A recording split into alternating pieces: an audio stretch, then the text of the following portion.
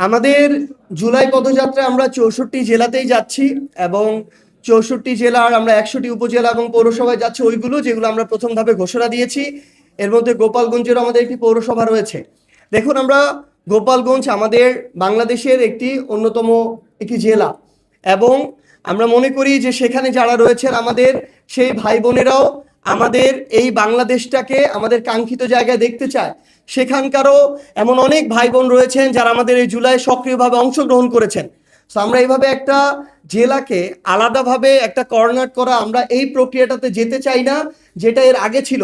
বরং আমরা আহ্বান করব যে আমাদের প্রত্যেকটি জেলার, গোপালগঞ্জ সহ যারা আমাদের সহযোদ্ধারা রয়েছেন, যারা বাংলাদেশের এই পরিবর্তন চান, সংস্কার চান, আমরা সবাই একসাথে মিলে দেশের জন্য কাজ করি এবং সেখানকার যারা অপরাধী শুধুমাত্র তাদেরকেই তদন্ত সাপেক্ষে বিচারিক প্রক্রিয়ার মধ্য দিয়ে শাস্তির আওতায় আনা হোক। যারা অপরাধী নয় তাদেরকেও যেন অন্য কোনোভাবে ট্যাগিং করে কোনো ধরনের যেন হয়রানির মধ্য দিয়ে না নেওয়া হয়, এটাও এনসিপির পক্ষ থেকে আবেদন থাকবে।